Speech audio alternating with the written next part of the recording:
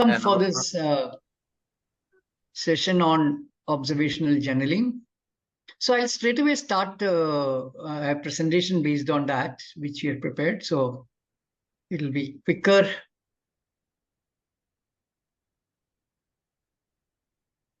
So observational journaling,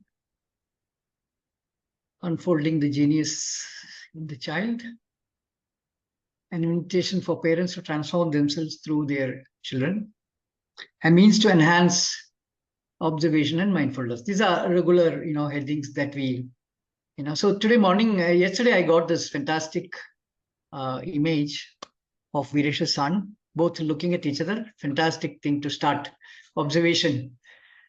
So, see, the purpose of starting this program are, the 2-3 basic issues that we wanted to address. See, more and more we are finding that parents are, not able to really understand children, and the fact that most of them are getting trapped into all kinds of parenting workshops, and the coach will tell them what to do, or the book will tell them what to do, and what that basically does to the child is that the child will learn you and stop learning. So one of the basic reasons why we felt it is extremely important to start this our whole parenting program is actually about not giving any instructions, but enabling you to become a learner, reclaim your instinct for parenting, and to start observing children. See, learning begins when you realize that you don't know, and you say you don't know, and start observing. This is actually the only thing that you can do to understand, or to become a learner and to understand children. And so this is what we have been doing for many, many years. I started this almost from 91. And so only in the process of observation that I was able to understand children, and also to understand what are the damages that I have gone through, So of course, I took a drastic step of stop reading everything for many years. And that helped me to shift from the reading-based system, which is about, thinking, basically using second-hand knowledge, thinking about it, creating ideas, and look to children through that. What I mean by this is that from 1984, when I started taking interest in schooling and children and all that, from 1984 to 1991 or so, my focus was how to teach children. So my whole, observation was based on how to teach. So then I will think what to teach, how to make them creative, all kinds of ideas I keep generating, but never ever observing what are children's abilities. So it's actually in 91, I began to actually see children very differently, because when I stayed in the rural tribal areas, I found that there is no teaching at all. And by the time children reach about 10, 12 years, they're actually mastered their craftsmanship, or or farming, or any activity, any skill, any knowledge that their adult parents had. Children just imbibe it. So that is when my shift took place, and I began to observe from the point of view of understanding what do children learn and how do they learn. So and the same process, I also understood how damaged actually the educated people are, because they stopped learning. They are depending on somebody's information, analyzing, creating ideas, and making their own stories around it. So this shift is extremely important. So I'm just telling that various issues that happens in observation. So what prevents our observation is that we are observing from how to teach, how to help. They are helpless, you have to keep instructing. So that prevents all observation. And what to observe is how actually children learn. This also means that how children shape themselves, because for us, learning basically means what is taught is to be learned. But in our understanding, learning basically means children are forming their whole being. Their value system, their sense of beauty, their knowledge, everything is happening at one go. These are not fragmented, unlike what we understand in the modern context. And obviously, as we began to work in the urban areas, we realized that the kind of space that indigenous or illiterate or village communities have, we don't have. And so the most important thing is, how do you create an environment for observation to take place? Otherwise, with the same environment, we will not be able to understand children at all. So I was just trying to look at what are the basic ingredients of the learning environment or the cognitive environment in rural tribal areas. Number one is freedom. And this freedom basically means total existential freedom. Freedom is not something that you give or you take, but freedom is something that exists, that life gives it. So it's not our decision to give or take, And no toys at all, because children don't need toys at all. This is a complete misunderstanding with which modernity is functioning, that, that children need toys. No instructions, and, use ground as much as possible for all the activities. So bring kitchen down, start cooking, eating on the ground. So whatever, activities that we can do on the ground, that is far more helpful to children than, the modern kind of interiors that we have created. So how to observe, as I told you, it is from mental observation to sensory observation. What this means is that, what we are now observing is through the mind created frames. So when a child is reading a book, we think that they are learning. When a child is doing something, we think they are playing, or, so we have these fragments, and that has been created by the mental ideas that we have generated. So we have to stop all this, frames and just observe directly without any this thing. So all kinds of journaling is happening in the market, but we realize that the focus should be not on writing out your great ideas, but just observe. That's it. Start observing and just write without your adjectives, without your value judgments, without any kind of conclusions. Just you saw this and you write that. That's it. This is what my child did. Just write that. Without adjectives, without telling they are very great and all that. Because all children are great. All children are creative. So let's not keep telling that my child is like this, my child is like this. Every child is absolutely creative and intelligent till we, the educated, come and destroy it. So this is the only thing that we have to realize, that we are the problem. So how do we become sensitive is what we are trying to trying to do through this all our workshops. And this is actually a step in actually working together, coming together, and a kind of a hand-holding thing that we are thinking of.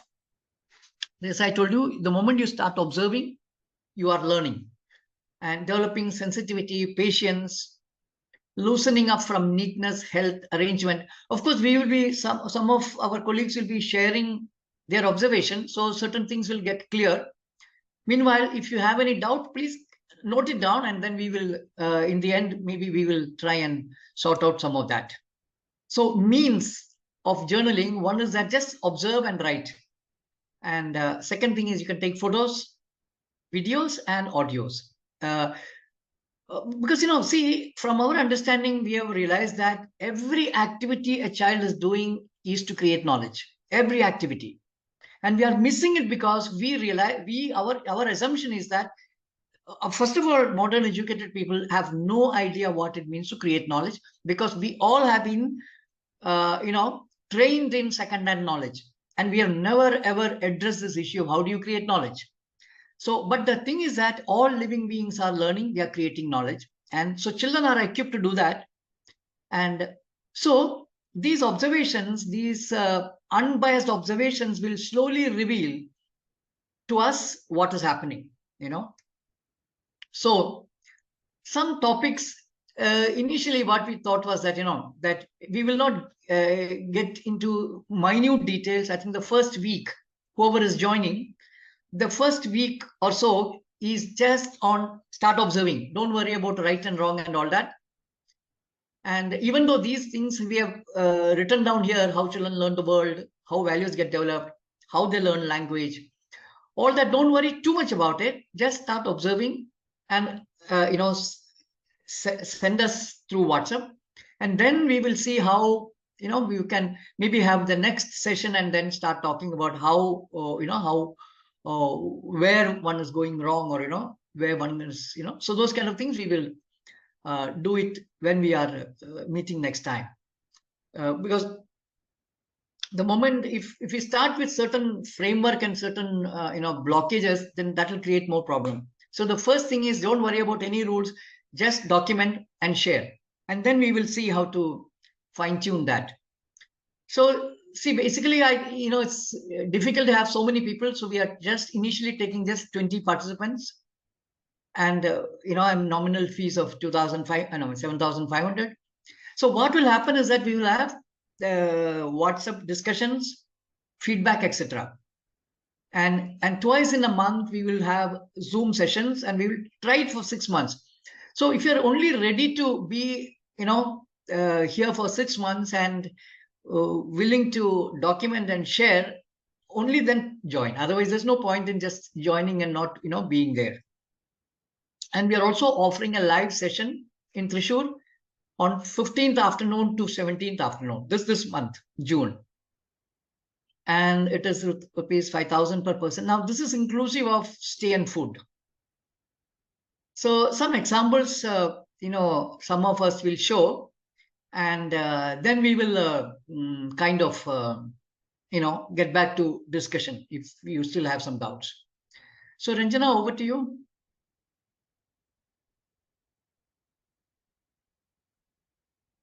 Unmute. During Corona time, I was working with a school in Thane, Marathi medium school. So it is a typical traditional school, but the friend who is in charge of that school, she had attended one of Jinan's workshops, and then she thought that we can intervene in the traditional school, and we can have some elements of natural learning there. So we were trying many things there, and Corona happened. So during Corona, all the schools were supposed to have online classes. But this school is for pre-primary section only. So our friend decided that she won't go for online classes for these small children. Instead, what we planned was that we conducted many sessions for parents, and then we explained them what is natural learning, how children learn, and all those elements of natural learning. And then what I told them, whatever Jinan just told us, that just observe your children and document them. So that was the first session I had with all the parents. They never knew me and I never knew them, but still sort of bonding started with that first workshop. And after 15 days, I told them that let us have let us start with observing, and if possible, please document whatever you see, and all the rules like no biases and all those, no just remove slowly the toys you have and all those things. And then after 15 days, we had the next meeting, sort of follow-up meeting. And during that meeting, and we formed WhatsApp groups during that period, and then people started sharing their things. So there were both ways. Like some of them were typical uh, uh, parents instructing and children doing, and some of were near just children doing something and parent was observing from a distance. So the children were not at all disturbed. So very beautiful things started coming up, and the response of parents was very, very good. For example, in the first meeting, and the parents, Jinan, ek minute. So the parents were, they are very simple Marathi speaking. That time it was very simple people and Marathi speaking. So when on the first follow-up meeting, we talked, and then I asked how did they feel observing their children. So there was very interesting remark from a lady mother. So I asked her, she said, I want to share something. So I asked her, what is that? So she told me that my son used to get beating from me, but now he doesn't get beaten. So I asked her, can we just change the sentence? Like, you used to beat your child, but now you are not beating him. So what is the reason? So she realized what she was telling, and she told me very important thing, that after she started observing the child, she realized that the child was doing many things, and she understood that he was learning many things. So her concern for beating the child was because he was not going to school, so she thought that he is not learning anything. But when she started observing, then she realized that the child is learning so many things. So then she told me that I have stopped beating, and this way many beautiful videos we have got. Actually, we have very big collection of videos with these parents also. They are all city parents, but very beautiful collection we have, and I think we have some. Jinan, now you can show. So this is actually a parent. During that period, they got in the family, they got a new washing machine, and the child was, as we all know, children, he was obsessed with that machine. So he started observing, and then after some time he started creating, like we say, recreating the experience of washing machine. So this box, he said that this is washing clothes he can see from the washing machine. These are colored clothes. And then this is how one could see. So another one. So this one, so this is actually white clothes. So he could, I think the mother was washing the clothes like that. So these were the white clothes and these were the colored clothes. So this is how he started creating washing machine in his bathroom. This is the bucket. Ek minute. This is the bucket, and then the stool on which the child used to sit and have bath. He just put it upside down, and then some clothes, and washing machine has started. Next. So then there are so many processes. So this is how Jinan आवाज चाहिए उसका. So this is how the electric button comes, and then how. हाँ देखो. हाँ तुम बोलते जाओ. नहीं पहले let us see if there is a sound. बताओ.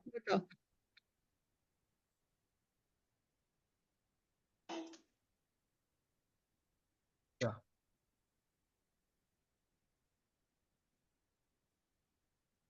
So this is how the after electric button is put on, it works.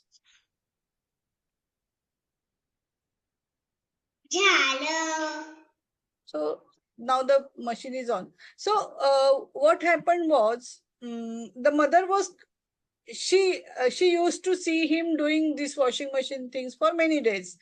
So after certain point, she was concerned, and she just one day she called me in person and she asked me, my son is still obsessed with washing machine and he is creating the only washing machine. So I'm concerned if this is going to end, or he is going to be with this washing machine play all the time. So what I told him, just let us wait and then let us see. So after some time, he stopped doing washing machine, and then he created many beautiful things after that also. And after 1 year, the mother sent me this video. So boy, now he himself is the washing machine, he told the mother.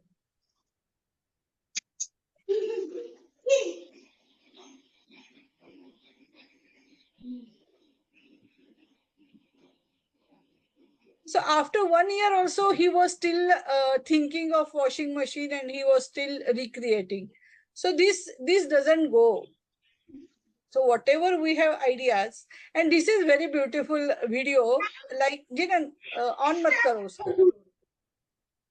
Huh.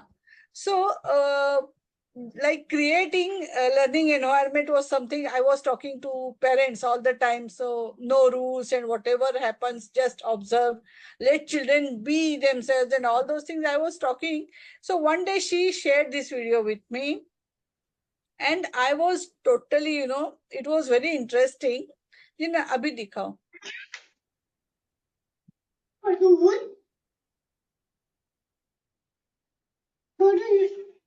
आटा गिर गया था घर में, and the child started playing with it. So you can see. And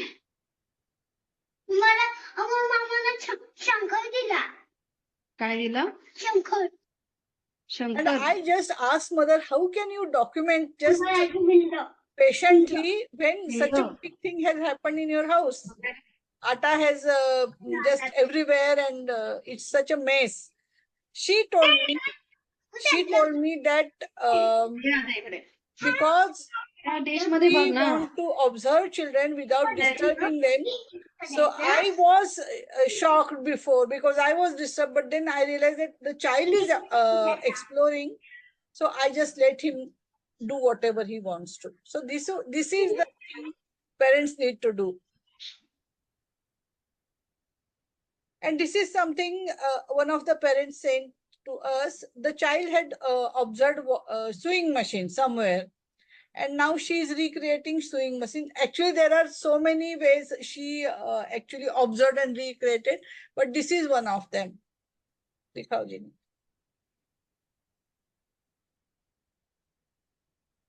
So this is how the cloth moves.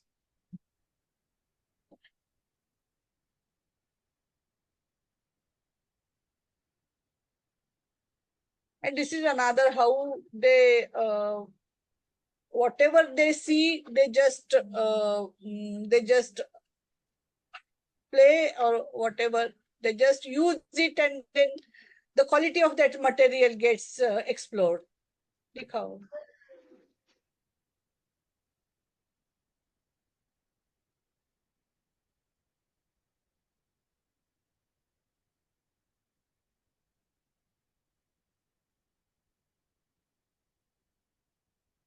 Yeah, Anjana?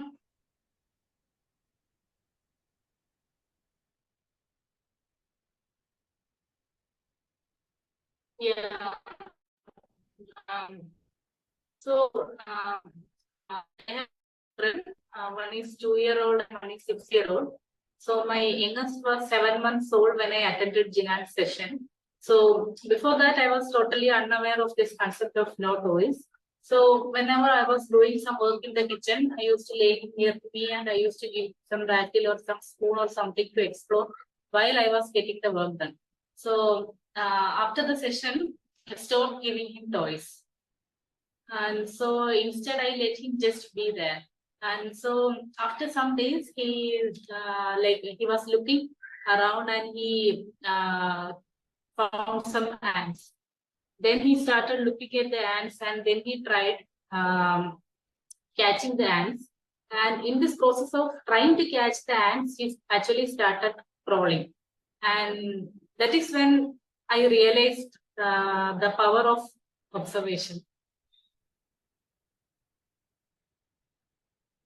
So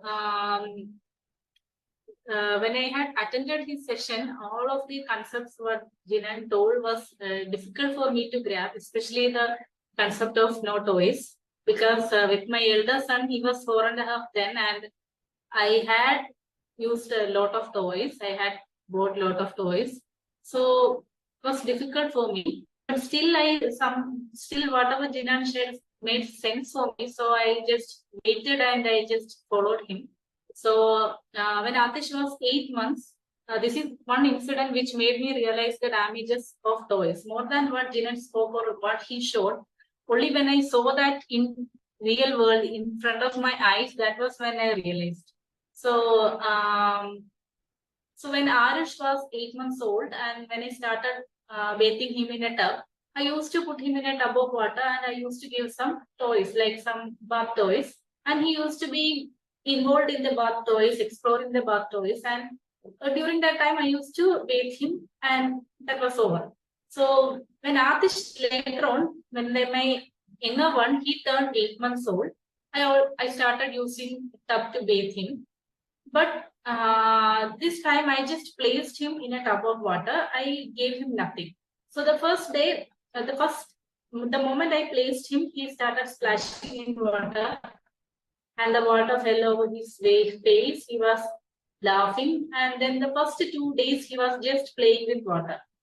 Then after 2 or 3 days, when he started understanding about the water, he started looking around, looking at the tub. He started looking at the edges of the tub, like he started moving his fingers along the rim of the tub. He started looking up, down, like he was trying to understand it. So only when I saw it, I realized, like, because Arush, my elder one, he was distracted with the toys. He was only doing it. But my younger one, because he was not given any toys, he was exploring the world. So that's how I actually realized. And this was something that happened with my elder son Arush. And this was a incident that had remained inside my heart. And so these incidents also cropped up, and that actually made me understood the damages the toys are doing. So when this happened, my elder one Arush, he was 3 years old, and he was very much interested in dinosaurs. And so he was playing, he was creating a world of dinosaurs. So we didn't have any dinosaur toys then, but we did have some animal figurines. So he was using the animal figurines and pretending them to be some dinosaurs. Like he was using the tiger to become the T-Rex, and then he was using the giraffe toy as a brachiosaurus, and also like rhinoceros as triceratops, and so on. He was playing. So when I saw this, I felt if he is having the real dinosaur toys, that would have been much better. That was what I felt. So what I did, I went to the store and I bought him some real dinosaur toys, and I gave it to him. So I expected him to be very happy, super happy, and to play with these toys more. But when I gave him these ready-made dinosaurs, he was just blank. He just looked at me. And from that day, from that moment, that kind of a play, whatever I was seeing, it stopped. And I realized I had made some mistake, but I was not able to understand what was the mistake I made. Even after the Dinan's workshop, I was not, I couldn't understand much. Like I was thinking only because he had the, can we just go to the previous slide?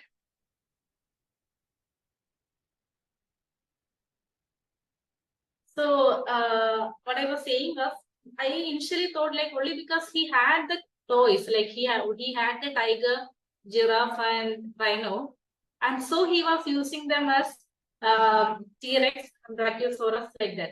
So I was thinking only because he had these toys, he was pretending it. If he didn't have these toys, what he would have done? That was the question I had. But then later on, I understood that if he didn't have any of these toys, he would have made his own T-Rex with something else that was available anyway. Anyway, he would have made a T-Rex, a Brachiosaurus, and Rhinoceros. So he never needed these toys. Yeah. We go to the next. Yeah. So after that, I started observing. I'm just sharing a few observations. This is my younger son, Artish, when he turned just 14 months old, when he started walking. He started trying all the chappals he was seeing. So this is an adult size chappal which he was trying to put in his leg. So next one, yeah. This is again a bigger size chappal of a child, but he was trying walking with it, was doing something with it, was understanding it.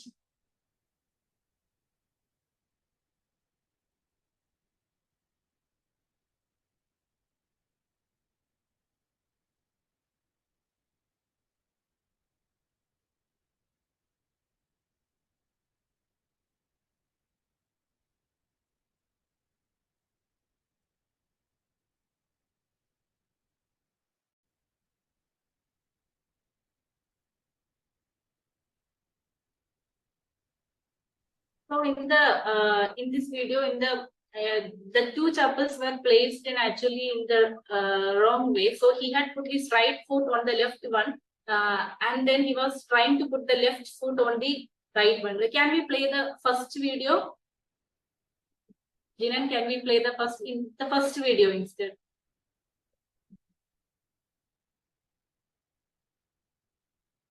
So he was trying to put the other leg in the other chapel, but he was not able to do it.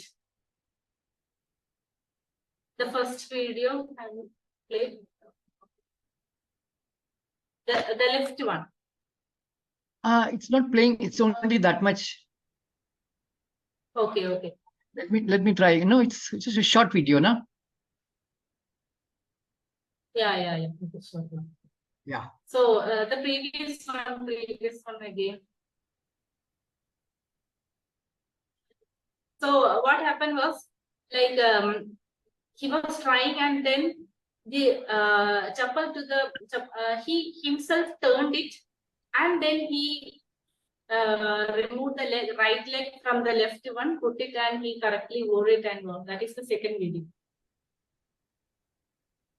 He figured it out on his own.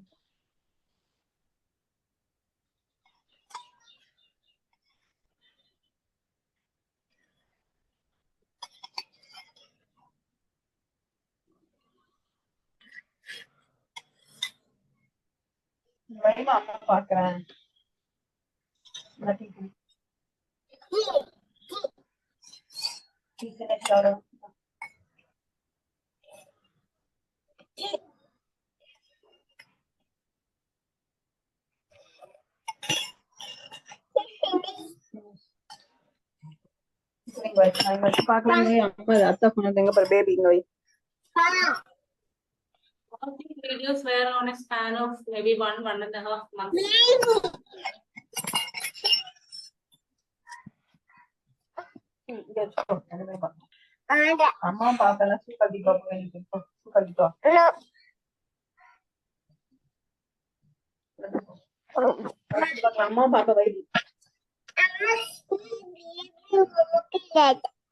Show me also, no?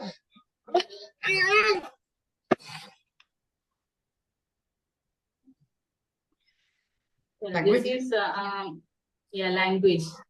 So this is another observation. When he just turned 1 year, and when he used to hear me calling Arush, he used to make the, like, if I was calling Arush, then he was like A. In the same tone I was calling, he started making the sound whenever I was calling Arush. Then like a month later, he started saying Arush, the word. And then he started calling everyone as Arush.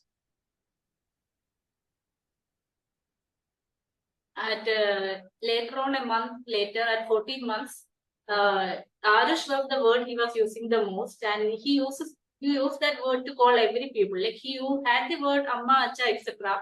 But this was the most used word, and he was referring it to anyone. He once it happened, like, he saw a buffalo and he looked at the buffalo and he said Arush.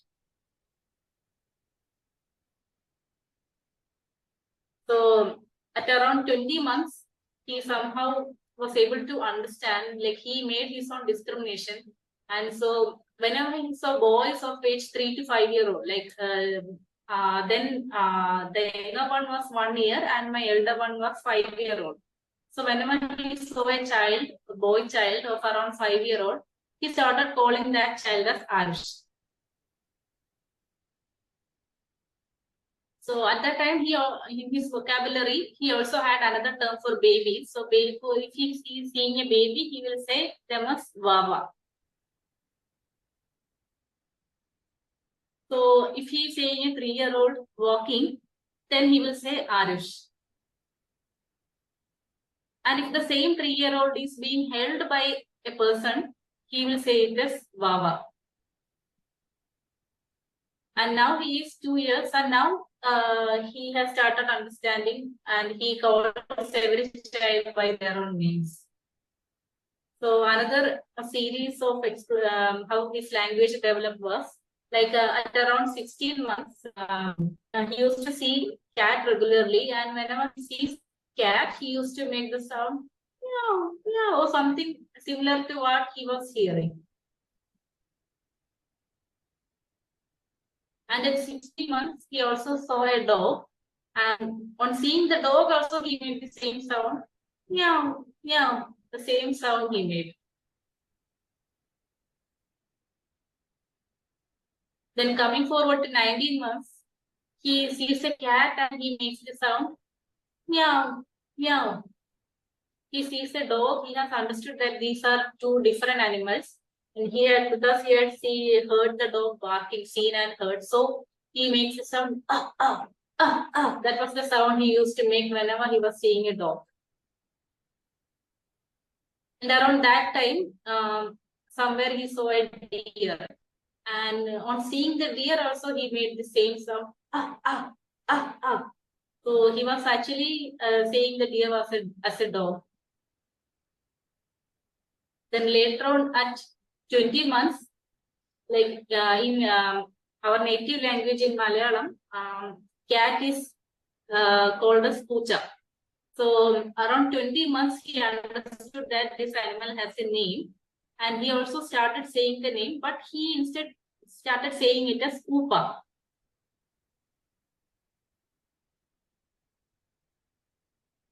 But and dog also he started for dog he was still saying ah ah.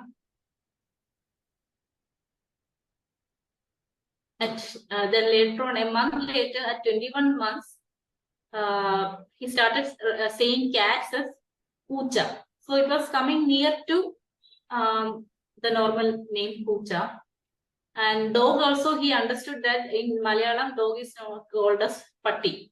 So he understood it has got a name, but he was attaching the previous sounds also. So whenever he used to see a dog, he used to say, ah, ah, wow, wow, Atti. So he was saying the sound as well as he was saying the name he was hearing other people using. So he was using both.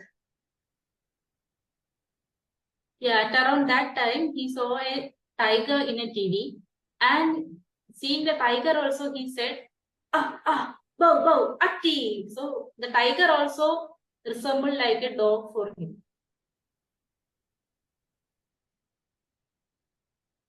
Then around 22 months, he started seeing cows, goats. He had previously seen cows and goats, but he never said anything. But now, whenever he was seeing a cow or a goat, he was saying them as Atti. Atti means he was referring them to as dog. So cows and goats were again dogs for him.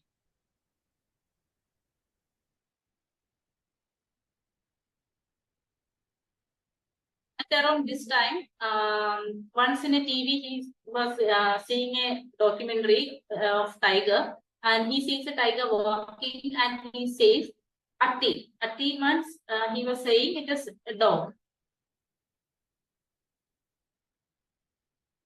Then later on, when the face of the tiger was zoomed and shown, he said the same was Pucha. Pucha means cat.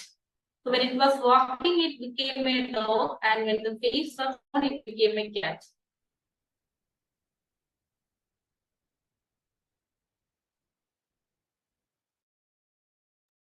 Yeah.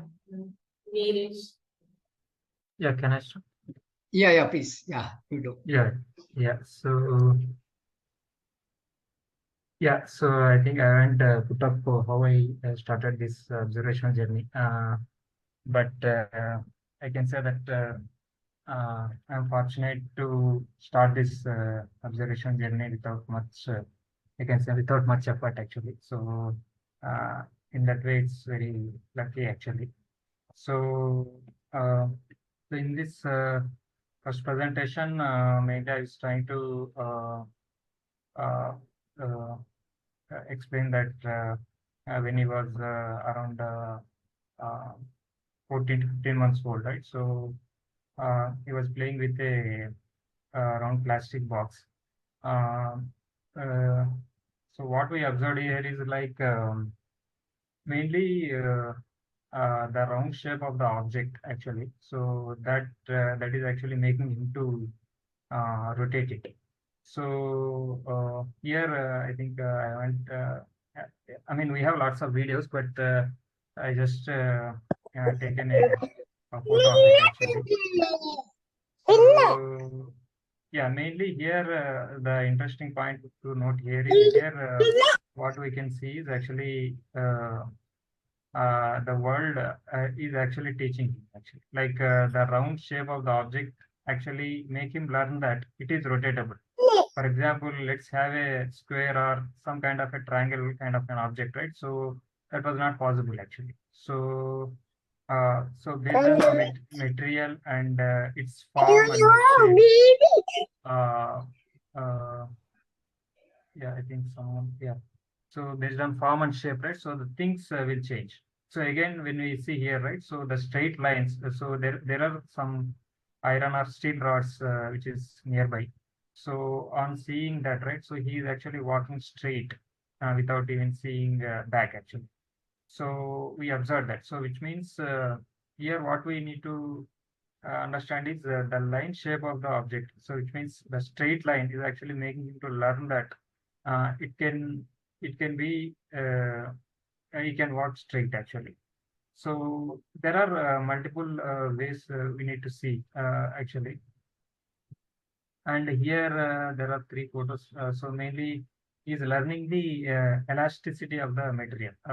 That's what I can put out basically. So in the first video, when he was just outside, right? So he got some ribbon band, which is, as we know, this is elastic in nature. So he just, I mean, spontaneously, he just picked up that and spontaneously he started doing that actually. So which means it's not like we teach anything to him basically. So we need to see in that way. And and when it comes to the second photo, right? So he got some bigger ribbon band, so which is more stretchable actually. So in that case, what he was trying to do uh, is understanding that he can actually stretch and then he can actually put him a backside, something like this, and then walk actually. So and also is again he come across such kind of a material sometimes in the process.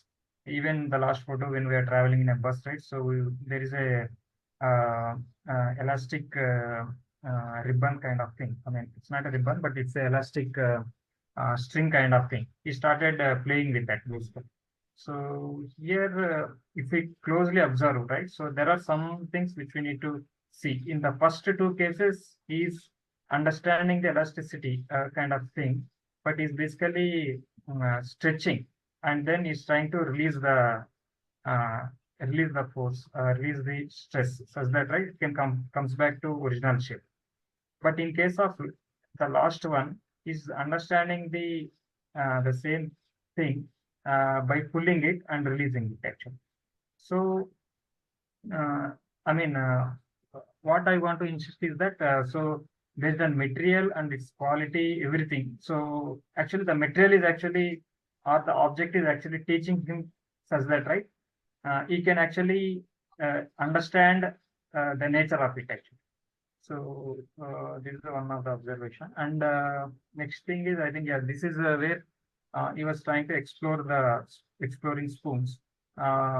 So yeah, in the first case, actually, I think when he was around 16 or 16 and a half months, right? So he used to take when we visited some of the event.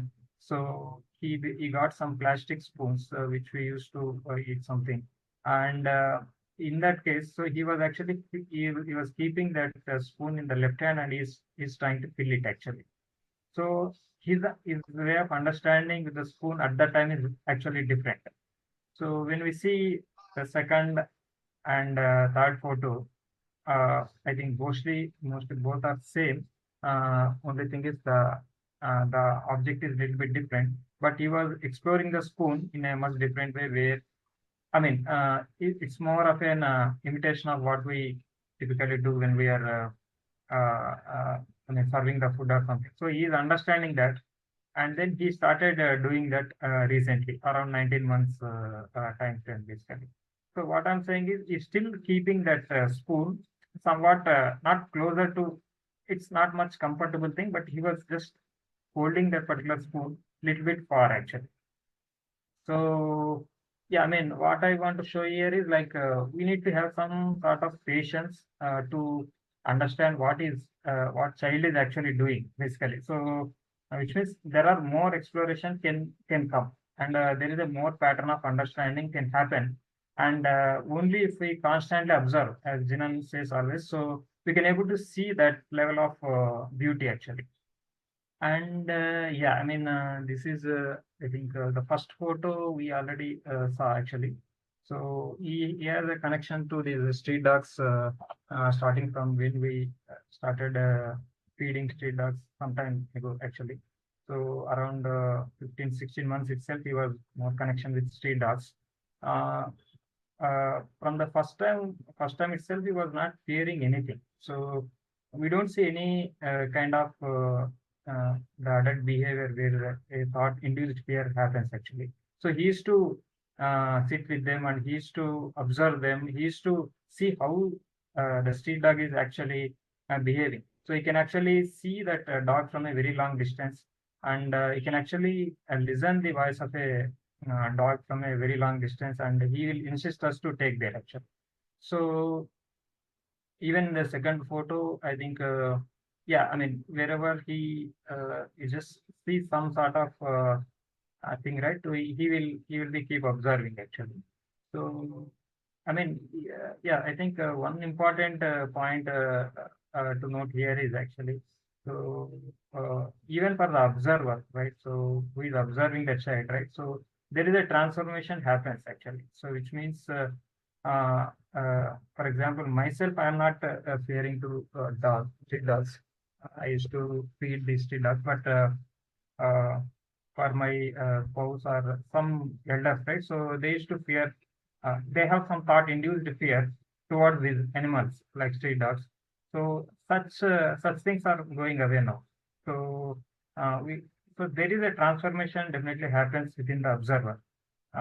So that's what we also experienced actually. But otherwise, I mean, as natural child, right? So I think there is no such thing happens. I mean, there is no such thing exists. I think, yeah, even this, I mean, this was caught from railway station. Like, this is very spontaneous action where when he saw some cart, iron cart, which used to pull some of the luggage, right? So he just saw that, and then he just started doing this action actually. So he just, in the first case, right, he's just trying to imitate the person or even the bullock, we don't know. So he's trying to imitate such behavior actually. So definitely he saw that bullock or such a thing in the past, but it was not fully clear how he got into that. But he's able to spontaneously react to that, and then started imitating actually. So yeah, in the second photo also, he was just doing similar things, but it was not fully clear actually. So, but why I put up here is like, I just want to show that, so in the process of observation, right? So we should have, as I told already, so we should have some sort of patience, and we should keep documenting it, and then we should actually see there is a pattern emerging out of it actually. I think, yeah, I think, yeah, I mean, he's fond of these autos actually. So, but he was always traveling in a passenger auto kind of thing, and he was always enjoying. But at one moment, he's trying to connect two autos, which is of a different type altogether. It's not passenger autos, but he was just trying to look at both these autos and comparing it.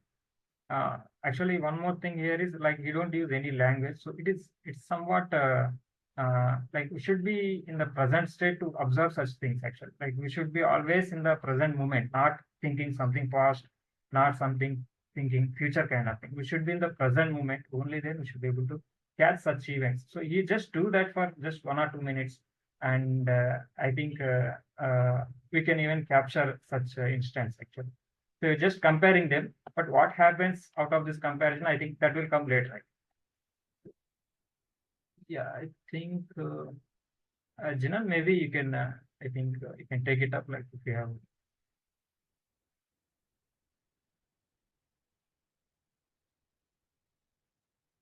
Yeah, thank you. Yeah, maybe. Yeah. Fine. Yeah. So, just to conclude that the session is for 20 people initially, participants, and basic conditions that every day one post, some kind of observation. It can be wrong. Don't worry about, the observations about right and wrong and all that. Start documenting and observing, and, then let's see how to, we can keep giving you feedback about, if we think that something that we are interfering with the child's, or whether we have some frames through which we are looking.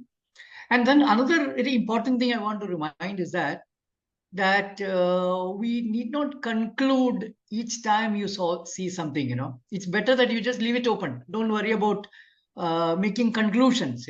Just observe, tell what you saw, and then forget about it. That should be the approach. So it can be written, image, video, or audio. So yeah, this of course I've cancelled. So I'll stop here, and if there are some questions and all that, we can spend about 10-15 more minutes. And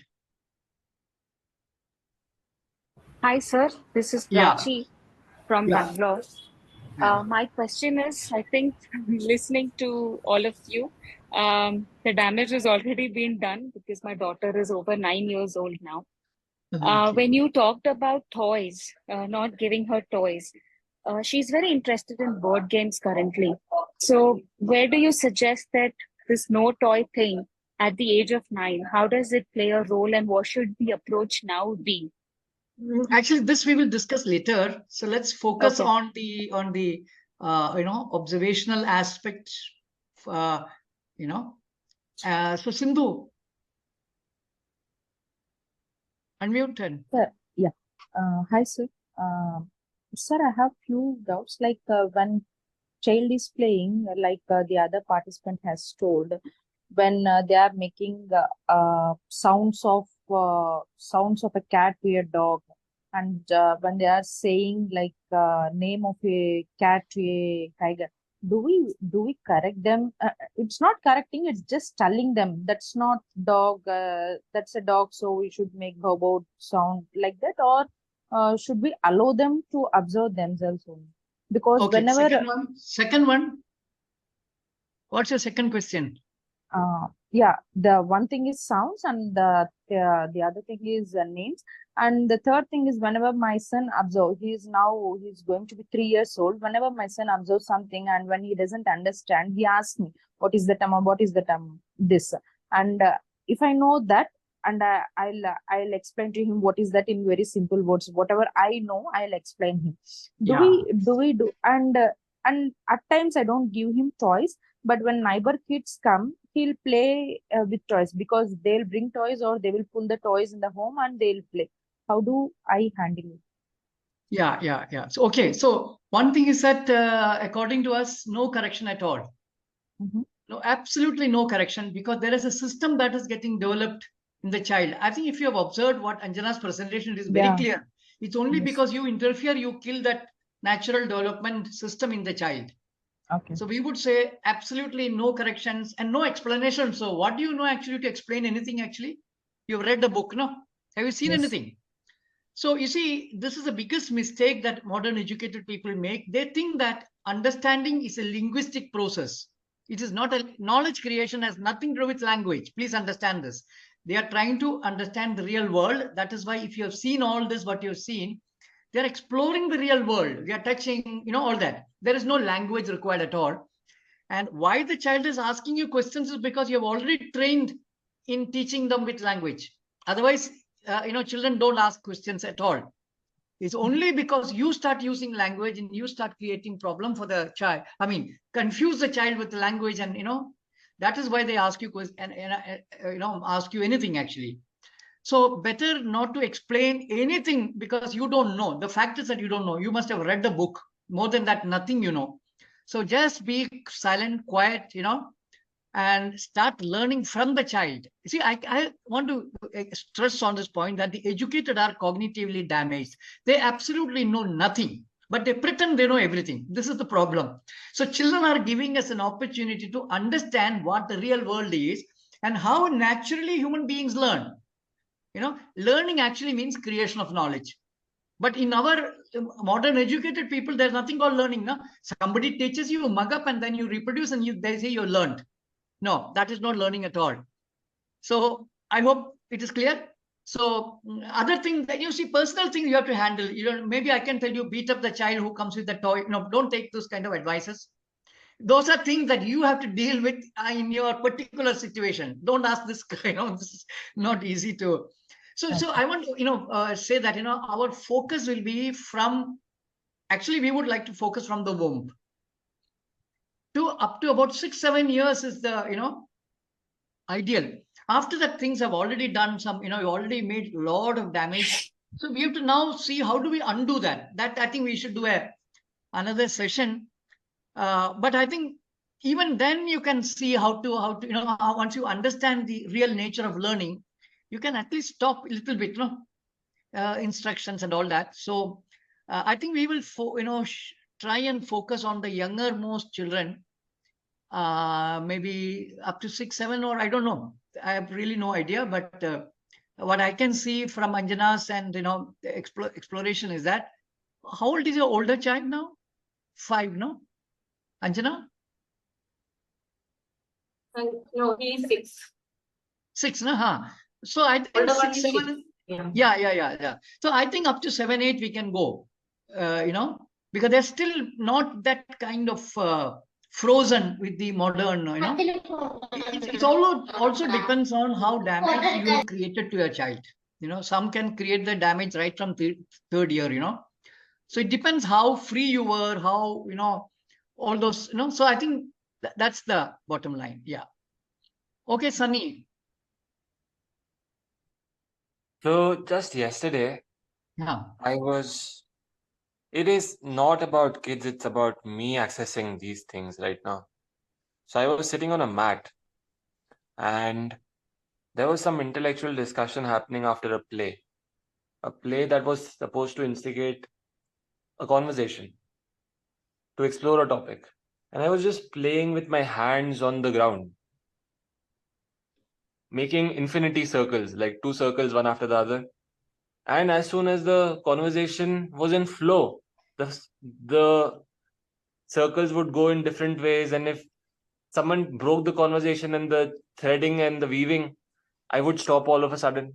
So I was thinking and playing with my body. And when we say no to children about using their hands or tinkering with pencils, what kind of, or pens or whatever else, they're processing something else in the flow and the rhythm, right? Of whatever they're trying to participate in.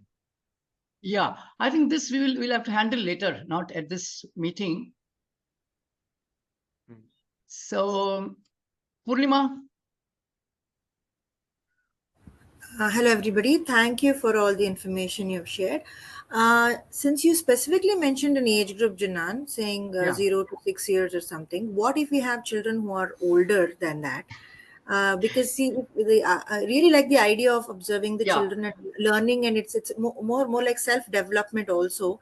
So in the process, we help the children from wherever they are. So do you still think that this whole workshop that you're offering is open to parents who have older children, or are you specifically targeting? No. Yeah. What I think is that we should maybe create another group altogether, where you see, I had actually started a group called, group which was named 0 to 6 or something like that, 7 to 12 and 12, beyond that, something like that. Because basically, in my understanding, there are certain clear shift that happens after 7, up to 12.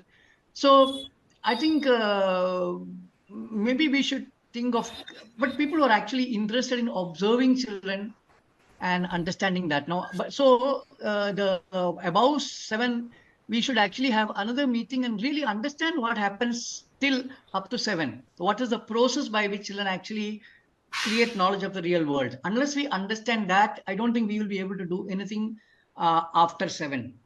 So I think for that, I think we should maybe, float another group that can look at the older children. But actually, now, see, we should be open to learning. See, one thing we would like to tell you very, very clearly is that we don't claim that we are experts.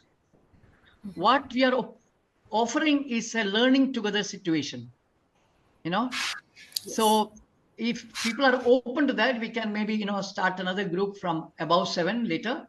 But I think for the time being, we will stick to up to 7, I think. And Purnima, actually, I work with design students. They are about more than 18, 19, 20 years. No? That is the age. And I do exactly, very different thing, but it's about deschooling, how to undo the damages of schooling. Yes, So yes. I think at every age we can look at that. Any age it can be, provided we understand that, that we are willing to explore, we are willing to challenge things that we have taken for granted.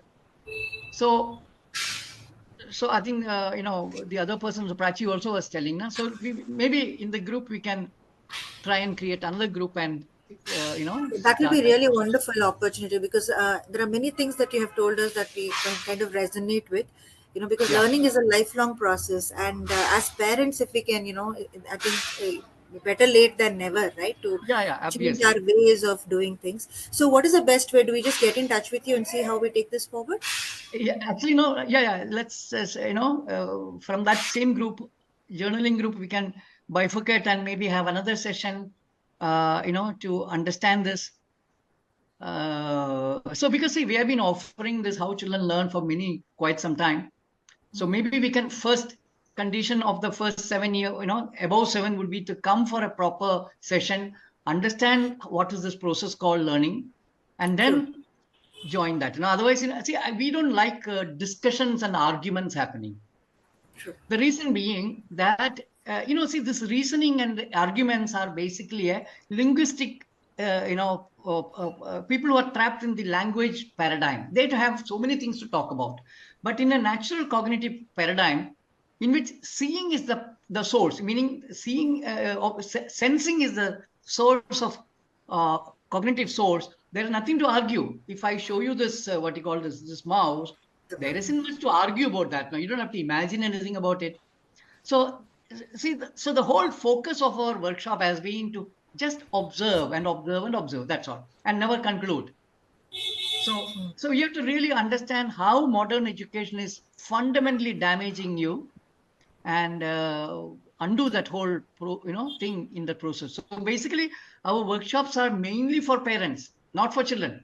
We are actually using children to undo the mistakes, our cognitive damages, where children are absolutely creative and they are learning, they are creating knowledge, all that. So that's the thing. So we'll, catch up later, Purnima, on Yeah. this. Thank you so much. Thank you so much. Yeah. Sir, one more doubt. No. The next person is Oindri. Sorry, I don't know how to pronounce your name. Yeah, Will you Oindri. tell that first? Oh, correct. Oindri. Okay. Yeah. Yeah. You got it. Okay, I had two questions. I think the first one was you were talking about how, in the rural environment, children just Yeah. learn, right, through observation. But in the modern environment, while children might be observing, most of the time they're observing us on laptops or working. Like our work is not as, I guess, meaningful as maybe some of the other work, that in rural environments they naturally see. I am using meaningful lightly, but you know what I mean. So just, I mean, while the idea is beautiful of just leaving them to observe, how do we make sure that they're observing the right things? So that is why the changes should be done to the adult. So that is why I'm telling that start using the ground.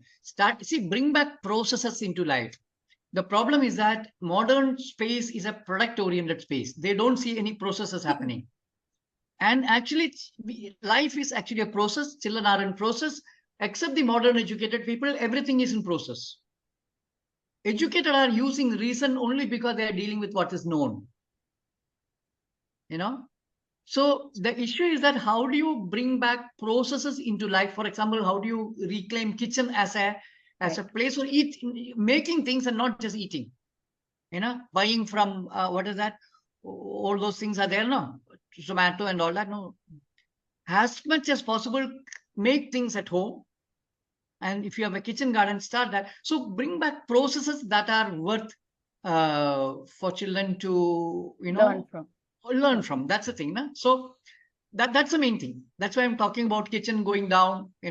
As far as possible, remove most of the furnitures out, keep books away. There are many issues like that. Yeah. And sorry, my second question was about the Thrissur workshop. So that what's the purpose of that? Is that a place just for parents or for us to bring our children, learn to observe them? How does the workshop work? See, this is also not really for parents, but I'm sorry, not for children. But if you can't leave them there, then you can bring them. But see, this is a very short workshop we just thought about after we started this idea of journal, this observational journaling. We thought if some people are interested, they can spend, a little bit more deeply into asking these doubts and questions and all that. But this is open to any age group, so we will not restrict it, because then we can also probably talk about how we proceed with the above 7, So basically we will be in those sessions, we'll be clearly showing some, our presentations on how children learn, what are the cognitive damages of schooling, etc. So basically all this, Anjana and the people who have been working with us, I mean, as part of our, like Viresh, Anjana and all that might also come, and we also will be there. Definitely Ranjana, me and Shashi would be there. So it's a very small, gathering. It's not too many people. Maybe we can take about 10 maximum. That also is tough, actually. Yeah. Okay. Just a minute. I was thinking, are we planning one online workshop before we start these observations, or is it going to be part of that program? It's a part of the program. Now we will not. We have to have one online workshop on all these issues, detailed. I think no. For the time being, let's start the journaling thing, and let them make mistakes. It's okay. I feel that as it is, let's start observing. Within a week or so. See, I think that we will do for people who are participating in this thing. Of course. And for others, of course, we can offer some other workshop. That's okay. But I'm telling so this is a just for participants. I mean. Yeah. That's that will be there. But that will happen as a response to their observations. That will be better because maybe we have seen something. They are showing us something that we have never looked at. So the best thing is to just have a free flowing observation activity, maybe for 5 days or 10 days, and then we do a they shouldn't be biased with what we are telling. Yeah, that's precisely the point. Yeah. Okay, Varsha. Yes, sir. So thank you so much for sharing such a wonderful information. And it was really an eye-opener for me, because the things which in normal day life, which we don't give, importance on those little things, but our kids are learning from that. So thank you so much. And to share, I have 2 kids. My elder one is 12 and my younger one, she just turned 7.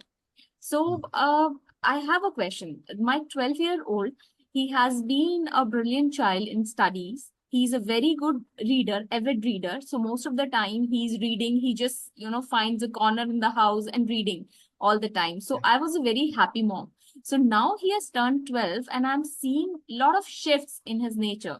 So the preferences have been changed. He's reading more about anime, more about violent things. Here now I'm worried because, so I don't know how to influence the reading. On the one hand, he's like, listen, I want to check one thing with you. If change the book to mobile phone, would you be happy with that? Suppose the child is spending all the time looking at the mobile phone. Would you be happy with that situation? No, sir, not at all. So there is fundamentally there is no difference between these 2 screens. These are both screens. They take children away from the real world and put them into a strange. So books are far more dangerous than in one sense, because nobody has ever looked at what damage the books does to you. Because the mobile phone, everybody seems to be now becoming aware that something is not right with it. But books, no. Because see, the impact is the same. Yes, sir. Children stop observing the world once they get trapped into books. I know, and that's where I need your help, sir, because everyone is like, oh so my that God, we'll do he's got later. such a good Varsha, son, this is he not the reads. place for that. This is not the place. This is very clearly for something else. So let's, contact. So I was coming to that. So this was one question where, I'm observing. This we don't deal with right now. Tell me the next one. The next one is my 7-year-old. She's totally a different, kid. She's into experimenting all the time. She's mixing water with it. And as I said, I'm not that patient mom. Now I was watching these videos and I realized, oh, she's doing wonderful. But then most of the time, Array, why do you do that? Why you are doing it? So there, I would like to observe, because I'm not able to interpret what she's doing. But she's doing don't interpret. Varsha, don't interpret. This is the tragedy of the modern mind. You don't know how to observe. Simply observe, leave them alone, and nature will take care. If you interfere and if you interpret, that will be absolute nonsense. So please don't interpret, because you don't know anything about anything. Then how do you even interpret it? So please don't interpret anything. Just let them be. And if you feel like, just document, don't disturb them, and document without disturbing them, without they even knowing you're observing them. And later we can talk about it, not now. Sure. All right, Ritu. Hello, Jinan sir. My question is regarding the impact of schooling during this process. We send kids to school from the age of 2.5 years old. And you have mentioned the age span as 2 to 7. So although we are doing observation, like what you have suggested, but the impact of schooling will also be very high. And it will be damaging. So how do we help out? Well, these kind of things, I have no solution. You have to decide whether you want to send the child to school or, all that. These kind of decisions I can't take unless you're going to, maybe make me your, caretaker completely and give me lots of money. Then I'll take all the decisions. So this kind of decisions we can't take. These are, very personal decisions that you have to decide whether, child should go to school, all that. I mean, there are. Okay. Okay, sure. Thank you. Yeah. Okay. Sindhu. Yeah, Sindhu, Sir, please. this 20 participants, there will be a group, and the online session, offline session, which you told is going to happen if you should. Is it compulsory that we need to participate? No. That's not compulsory. Because we can't even accommodate 20 people there. Maybe, 6, 7, not more than that. We are just 10 also. I think it's going to be difficult. So whoever is interested, see, it's a very informal kind of meeting. That's all, Of course, we will use that time for, telling people what to do, about these things. Otherwise, all right, Sindhu. Okay, sir. Thank you. Yeah. But you're free to join the other ones, directly. No point. You can just. Okay, online I can join. Offline, offline I have problem. Offline मत बोला करो, उसको live बोला करो. Live भी मत बोलो. See, this is the tragedy I'm talking about. This is the tragedy I'm talking about. The default becomes what is powerful. So when literacy took over, literate became powerful. So they started dictating terms of engagement, as literate. So we have to say illiterate, Exactly like this. Online now is the default. So we are forced to say live or offline mat kiya karo. That's a low grading of online becomes bigger, and like the way literates and illiterates have been created, hierarchy. So online on top and offline down. No, don't do that. So be very careful with the language that we use. See, we must understand how we are trapped in language. It's a game. So you have to, and also as far as possible, stop using the word kids. That's demeaning. So begin to use, treat children with more respect, call them children, maybe, kids is a very, I don't know. I mean, I find it very derogatory. I mean, you treat them silly. So all kinds of these kind of terminologies will come, kids. So respect them, no? I think, anyway, that's up to you. Okay, Satya. Hello, sir. So yeah, because this is more of an alternative way of looking at things, and of course, it's great. I And wouldn't call it alternative. The right way of looking at things. yes, right way of looking at things, which is No not alternative. yes, Yeah. not Yeah. mainstream. So I was just wondering, like, because we also are sending our kids to a Montessori setup, but still we are not really, related, but with all the aspects, because teachers, assumptions and their way of thinking comes into, how they are, right? So I was just thinking whether you have a homeschooling or something alternative kind of for the children or not. What We system? have no setup at all. And actually, in fact, we just had finished a session called Against Methods, where we very critically looked at, along with Montessori and Waldorf and any method, doesn't matter which method, everything is a method. You see, how does a method begin to happen? A method happens when you already know how something should be done or what should be done. Then you create a method.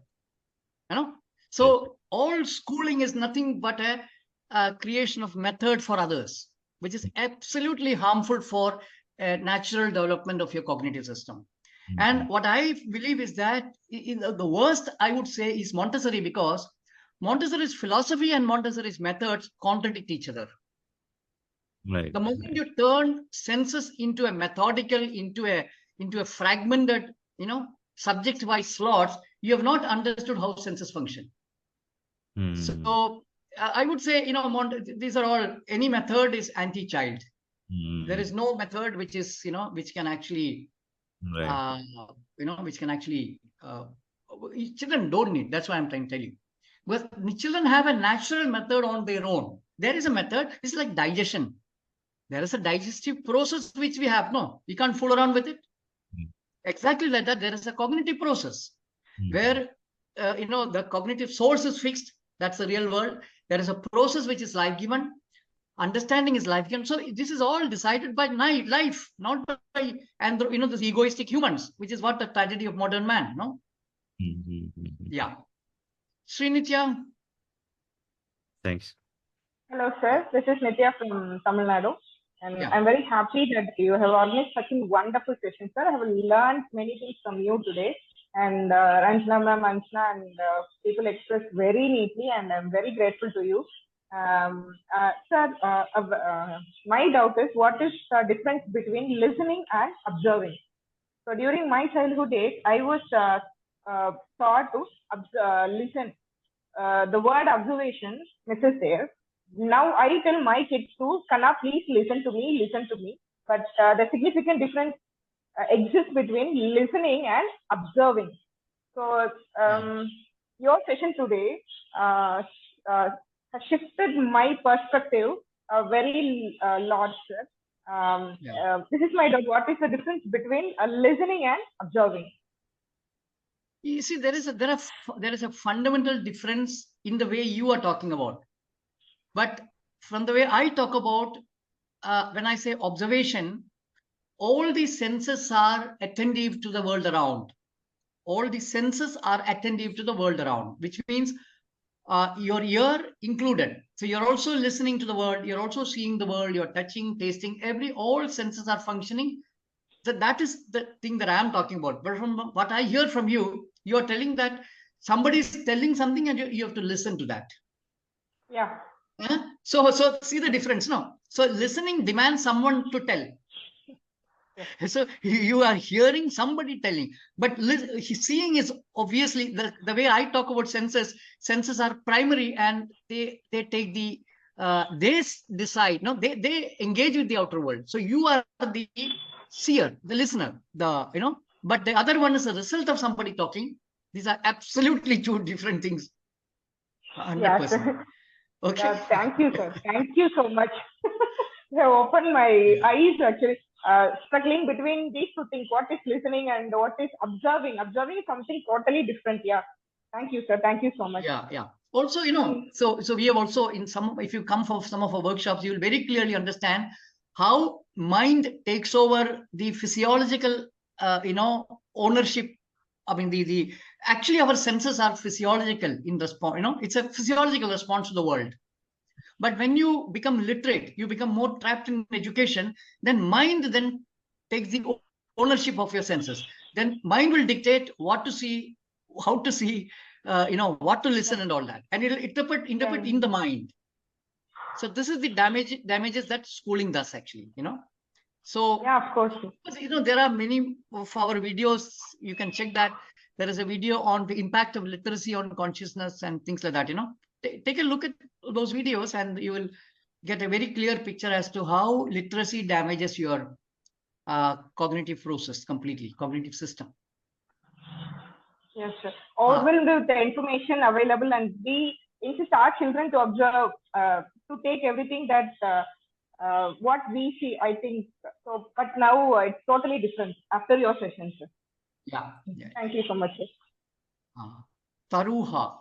Sorry. I'm not good with. I'm dyslexic, so difficult to pronounce your name.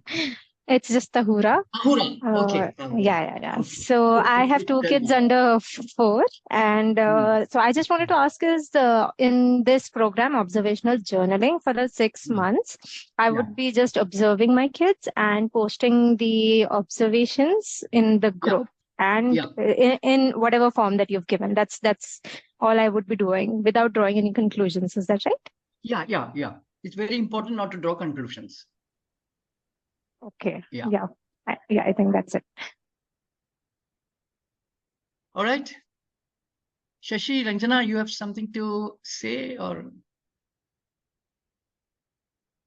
That was interesting. What Shri Nitya was telling, that somebody wants. Actually, it's more like commanding you to listen. So we shouldn't listen to people. We can hear things. So that is listening and hearing what Jinder was telling. So that everything that was happening in old days was not good. So we have that nostalgia about old things. Oh, purane zamane mein itna acha tha. It was not like that. So children were bullied and children were made to listen to. So what is natural is important, not somebody was telling us. Yeah.